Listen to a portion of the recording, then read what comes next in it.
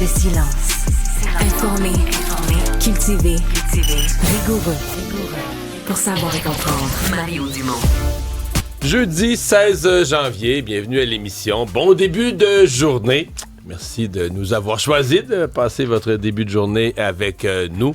On a pas mal de choses à vous raconter sur ce qui s'est passé au cours des derniers jours, mais surtout sur ce qui s'en vient aujourd'hui. Ça va être une énorme journée, entre autres la journée Mark Carney, pour ceux qui suivent la course au remplacement de Justin Trudeau. Alexandre Dubé, Isabelle Perron.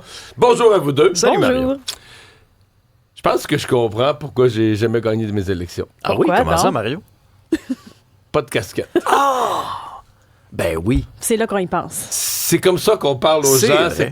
D'ailleurs, j'en suis à penser que c'est peut-être hier, Doug Ford a ouvert la voie de la réconciliation entre le Canada et les États-Unis parce que, tu sais, on se parle, on se comprend pas.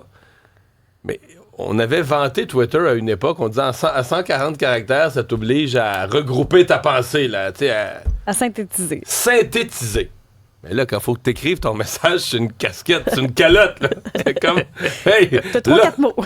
Ouais, là, faut que tu ramasses ta pensée. Donc, hier, Doug Ford, qui se présente à la rencontre des premiers ministres, Canada is not for sale. Le Canada n'est pas à vendre.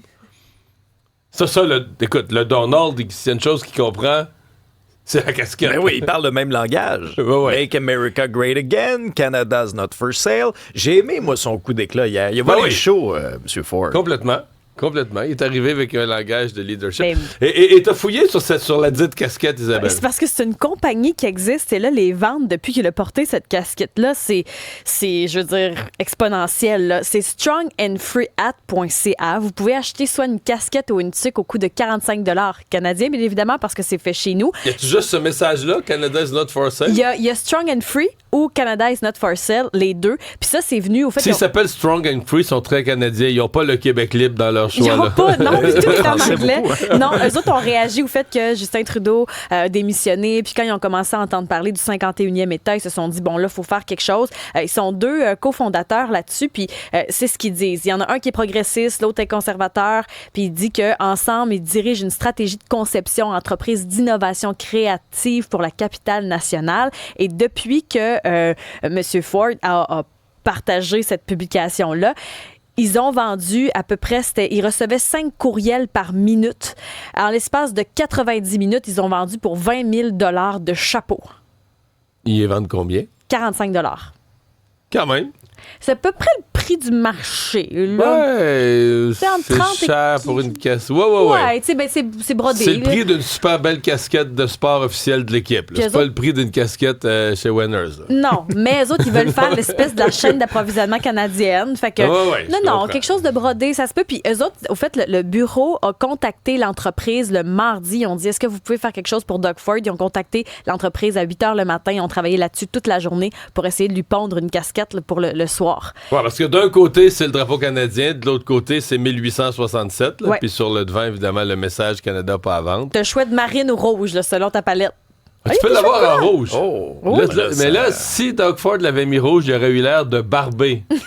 Pour vrai, il aurait eu l'air de barber Donald Trump. Moi, je dis que c'est un choix sage. Là. Montre donc la rouge. Là. La rouge, regarde, un beau petit rouge Canada, là. Ouais, j'aime mieux le Hey, marine. mais est-ce qu'on peut l'avoir en français? Parce que là, ce que tu me montres, c'est en français. Ouais, ou mais ça, c'est mon traducteur. C'est qui ton fait ça. traducteur qui le met par-dessus, Moi, je comprends. tu vois, je veux que voir du français, fait que je Eh le boy. traduis automatiquement. Je comprends. Mais il n'y en a pas en français. Là. Pour l'instant, je n'en vois pas en français. Bon, peut-être qu'au Saguenay-Lac-Saint-Jean, il y a un pendant Quelqu'un qui va nous français aider. qui va faire des casquettes puis des trucs. Je voyais aussi qu'aux États-Unis, je voyais le USA Today puis d'autres, des chroniqueurs, tu sais, à cheval entre le people et le politique, qui commencent à s'intéresser là, pour l'investiture de M. Trump lundi au personnage de Barron. Son fils. Le fils, ben, qui était, écoute, c'est pas compliqué, là, c'était un petit gars, là. Première investiture de M. Trump, là, Il a grandi, il y a hein. 8 ans. Ben oui, c'était un petit bonhomme. Ben, mais là, ça a l'air qu'il a collaboré à la campagne, puis il est rendu au college, puis il est beau bonhomme, puis... fait que semble-t-il que on va s'intéresser à en faire un personnage human et politique. Ah oui, OK.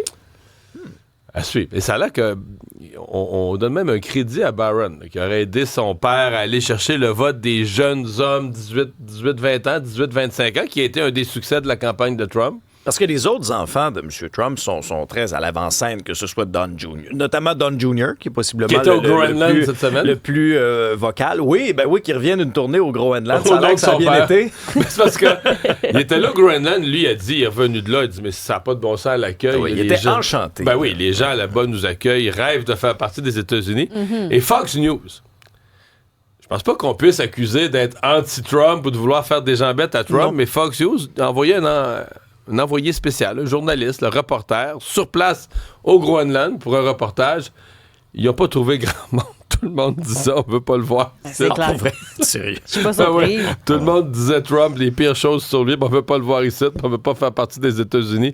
Donc, il y avait comme ça se peut que les gens ont été polis quand même avec le fils de Trump. Ah oui, Là, ça on serait veut tout pas, à leur on veut pas honneur. on veut pas de trouble, puis on veut pas que l'armée américaine débarque, qu'on reste gentil. Et quand le gars est là, on reste gentil à sa présence.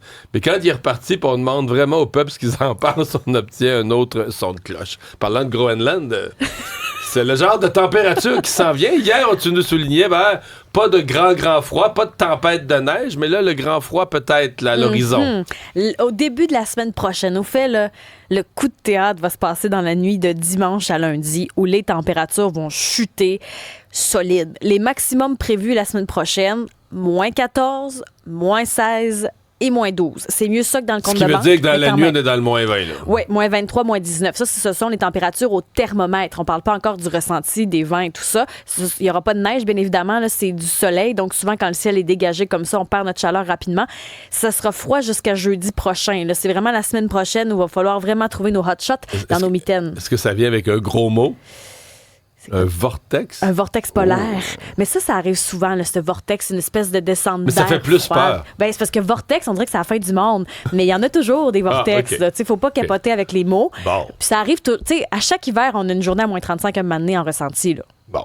Je me rappelle dans le temps, je pars chez nous, on avait du moins 50. T'as grandi sa Côte-Nord.